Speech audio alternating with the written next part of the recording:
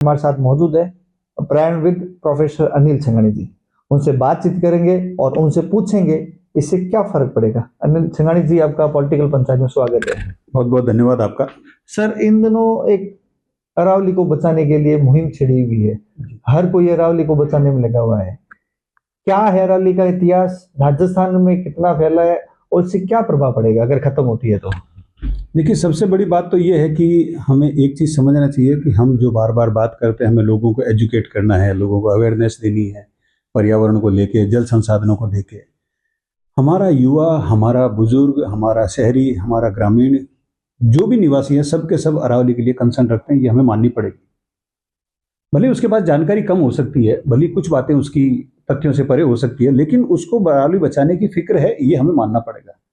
अब रही बात अरावली, सबसे पहला मेरा तो सवाल ही यही है कि अरावली की डेफिनेशन में ये 100 मीटर का फिगर कौन लाया? हम किस बिहार पे, जिस अरावली श्रेणी की जो 1,44,000 स्क्वायर किलोमीटर में फैली हुई है, उसका 1 लाख के करीब तो हिस्सा एवरेज हाइट ही यही है, 100 से 200 300 मीटर। अगर उसमें हम 100 मीटर तक अलाउ कर देंगे, 100 मीटर का मतलब हो गया 350 फीट। और ज्यादातर जिलों की जो अरावली है, अगर मैं कुंभलगढ़, राजसमंद, माउंट आबू, सिरोही की कुछ छोड़ दूं, तो बाकी सारी पहाड़ियां तो वैसे ही 100 मीटर के दायरे में ही है। तो बात मीटर की या इंच की नहीं है, बात यह है कि हम हाइट का मेजरमेंट कहां से शुरू करें और ये फॉर्मूला किसने दिया। क्या उस हाइट से नीचे वाला अरावली नहीं है? क्या हम गोवर्धन पर्वत को अरावली का हिस्सा नहीं मानेंगे? जहां पे जो निज मंदिर है वो जमीन से बिल्कुल सटा हुआ ही है, वो भी अरावली का हिस्सा है। तो अरावली का डेफिनेशन हम 5 फीट पे, 50 फीट पे, 100 फीट पे, 200 मीटर पे, 500 मीटर पे नहीं करें।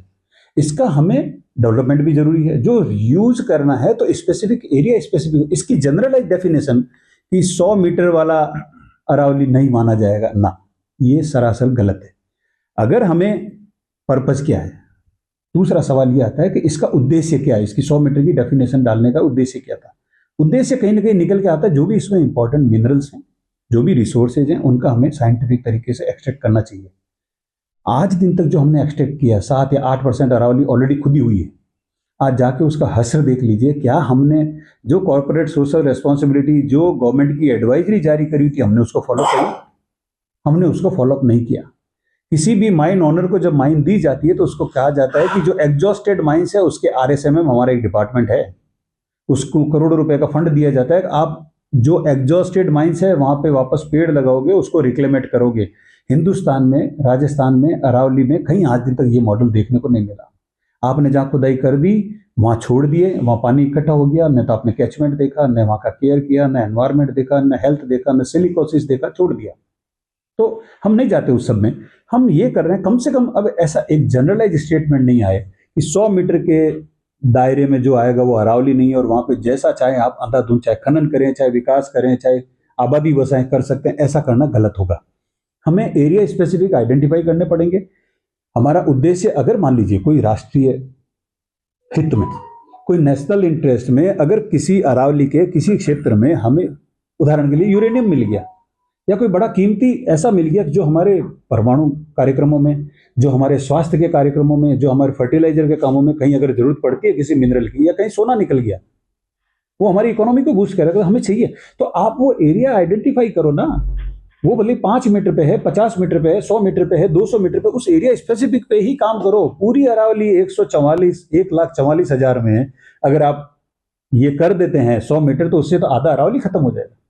और उसका फिर आप डेफिनेशन बदलते रहेंगे, फिर उसका यूज करने वाले, उसका मिसयूज करने वाले अपने हिसाब से करेंगे। तो ये जनरल डेफिनेशन नहीं देके मेरा सिंपल सबमिशन यहाँ रहेगा, एक सुझाव रहेगा कि हमें एरिया स्पेसिफिक सिलेक्शन करना चाहिए साइट का। हमारे उद्देश्य पहले क्लियर होने चाहिए। और जैसा मिनिस्ट्री एनवायरमेंट फॉरेस्ट का मैंडेट है कि अगर कहीं पे भी आप कोई मिनरल निकालते हैं तो पहला उसका सर्वे होता है, उसका एनवायरमेंट इम्पैक्ट असेसमेंट किया जाता है, उसकी सोशियो इकोनॉमिक स्टडी की जाती है। तो वो करवा लीजिए कि आज जिस अरावली को आप 100 मीटर के दायरे में मानते हैं, वहां का स्टेटस देख लीजिए। क्या उसका वहां के खान पान में रोल है, क्या वहां के लाइव स्टॉक ग्रेजिंग में रोल है, क्या उसमें पानी के कैचमेंट एरिया का रोल है, कितना वो वाटर शेड का काम कर रहा है, किस तरह की भेड़ बकरी वहां चराई कर रही है, कितना लाइवलीहुड लोगों का जुड़ा हुआ है, कितना हर्बल मटेरियल आ रहा है, कितने फल फ्रूट वहां से आ रहे हैं, किस तरह से आसपास के रहने वाले लोगों की आजीविका चल रही है। उन लोगों का तो जीवन यापन ही अरावली है। और अरावली का जो शेप आज हम देख रहे हैं, वो बनाया उन्हीं लोगों ने है जिनको हम बेदखल करने की या किसी और उद्देश्य से छेड़ने की कर रहे हैं कोशिश। तो अरावली को जानना बहुत जरूरी है।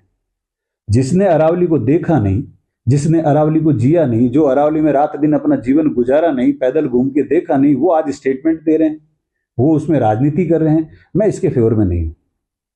सर, इससे क्या नुकसान होगा अगर अरावली को तोड़ दिया जाएगा, इसको खत्म कर दिया जाएगा, तो उसका जलवायु पर, प्रदूषण पर क्या इम्पैक्ट पड़ेगा इसका? देखिए, सबसे पहले तो चूंकि ये जो पत्रावली या जो निर्णय आए या जो नियम आए, इनमें कुछ कमियां ऑलरेडी छोड़ दी गई। जनता को गुमराह करने का पूरा अवसर दिया गया।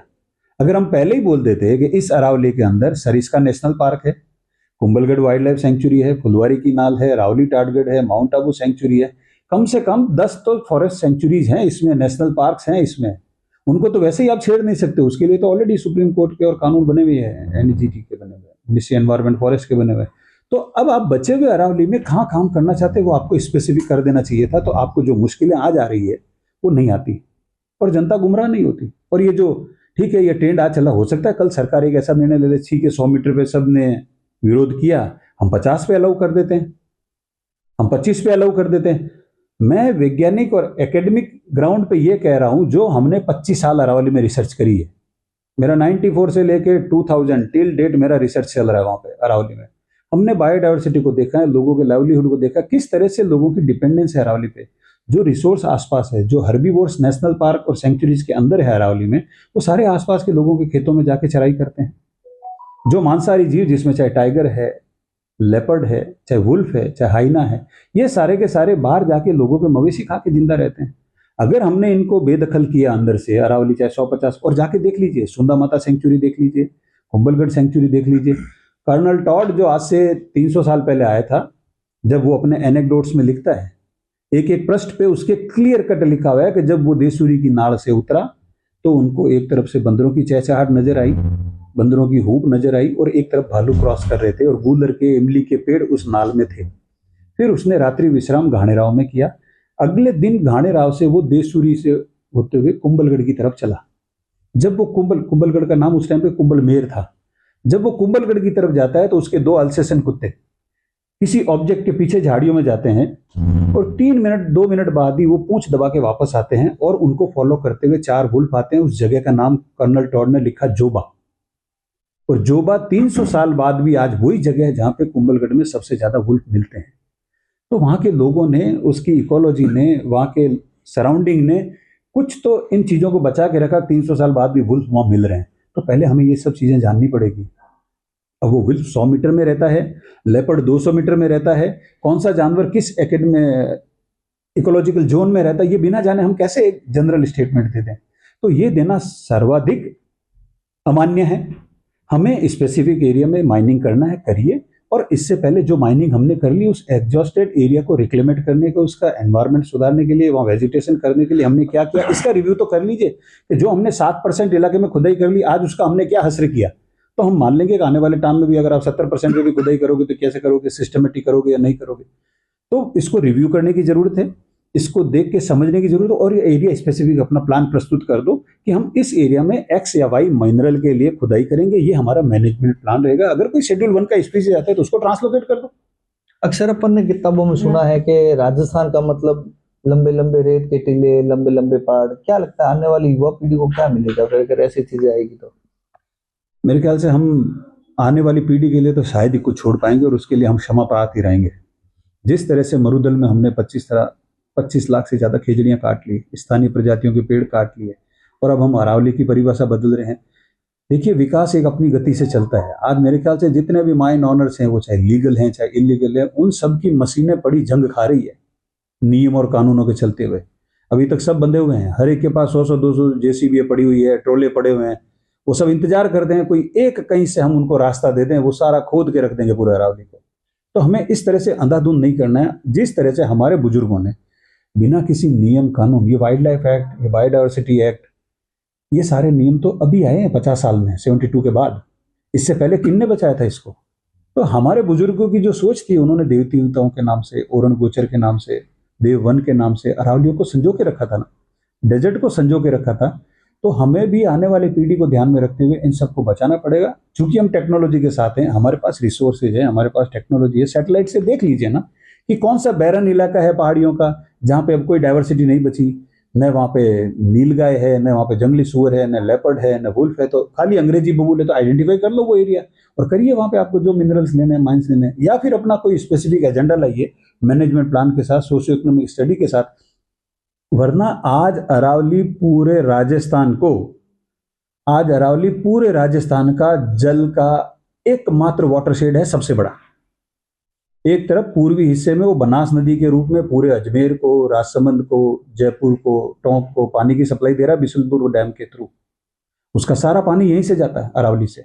और दूसरी तरफ इसी अरावली से लूणी नदी निकलती है, जोजरी निकलती है, सूकड़ी निकलती है, साबरमती निकलती है, जवाई निकलती है।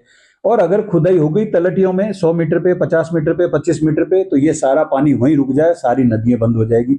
जितनी भी शहर बसे हुए हैं पहाड़ियों के आसपास, जो इन नदियों के आसपास बसे हुए शहर हैं, उसमें चाहे पाली जिला हो, चाहे सिंदरी हो, चाहे सिरोही के जिले हो, चाहे जालोर हो, साचोर हो, आहोर हो, ये सारी की सारी नदियों के किनारे जो जो गांव बसे हुए हैं, कस्बे बसे हुए हैं, उन सब की फसलें, उन सब के चारागाह, वो सारा कुछ बर्बाद हो जाएगा इस पानी की अनदेखी के चक्कर में। तो क्या लगता है केंद्र सरकार को कुछ नियम में वापस कोई बदलाव करना चाहिए, वापस कोड जाना चाहिए? ना, बदलाव करना नहीं, केंद्र सरकार को सबसे पहले या राज्य सरकार को तो ये देखना पड़ेगा कि हमारा उद्देश्य क्या है ये 100 मीटर देने का। हमें आबादी बसानी तो 100 मीटर पे क्यों बसानी है, और भी जगह पड़ी वहां बसा लीजिए। और अगर माइनिंग करना है, कोई इंपॉर्टेंट मिनरल निकल रहा है, तो वो एरिया आइडेंटिफाई करो, उसका एनवायरमेंट इंपैक्ट असेसमेंट करके स्पेसिफिक जगह बोलिए कि हमें यहाँ करना है। और वो जगह अगर कोई राष्ट्रीय हित में ऐसी भी है कि वो 1000 मीटर पे निकल रही है, तो 1000 मीटर पे भी खुदाई कर सकते हो। तरीके से करो, सिस्टमेटिक करो, तो कम से कम इकोलॉजी का नुकसान हो। सर, जलवायु को लेकर क्या प्रभाव पड़ेगा? आंधी, मौसम, बरसात, उसको लेकर कुछ इम्पैक्ट पड़ेगा? बिल्कुल। आज जो मानसून आता है, हमारे पास जो मानसून आता है, अरावली से घूम के टकरा के ही तो आता है। अरावली के पूर्वी और पश्चिमी भागों के दोनों जो मानसून है, इन्हीं पहाड़ियों की वजह से टकरा के वापस हमें वर्षा के रूप में मिलते हैं। बहुत बड़ा परिवर्तन आ जाएगा अगर अरावली बीच में से एज बैरियर हट जाता है, तो शायद जो आज हम स्थितियां देख रही हैं, धीरे धीरे जो क्लाइमेट इंप्रूव हो रहा है, वो धीरे धीरे डिग्रेड होना शुरू हो जाएगा। तो ये थे प्रायणविद अनिल संघानी जी, जिनका साफ तौर पर कहना है कि सरकार को पहले इस रिपोर्ट पर सर्वे करना चाहिए, ध्यान करना चाहिए, और पर्वत की कोई पैमाइश नहीं होती है। फिलहाल सरकार को ध्यान देना चाहिए और इस पर सोचना चाहिए।